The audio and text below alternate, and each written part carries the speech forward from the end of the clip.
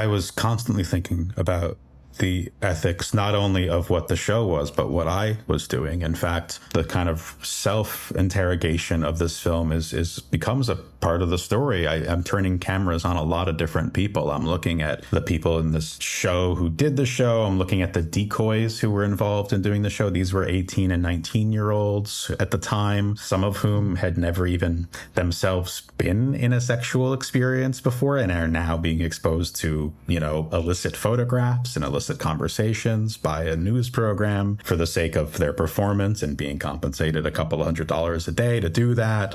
I'm looking at those ethics. I'm looking at the ethics of the people who are involved in the program and police departments who are basically benefiting from having the show in their jurisdiction, but at what cost to the local community. Looking at the ethics of certain elements of how the show progressed and ultimately when the show ended and for what reason it ended, which it's public information, but again, it's part of the story that it ended with a very, very dark circumstance in one of the latter episodes of the show, which impacted the show there greatly. But I'm also looking at the ethics of myself and what am I doing in terms of showing you some of these stories and asking you to consider the ethics of some of these things and trying to spend time unveiling some of these images again and re-exposing some of these stories again. It's constantly on my mind. And I think as you watch the film, it becomes inextricable from the DNA of the story I'm trying to tell.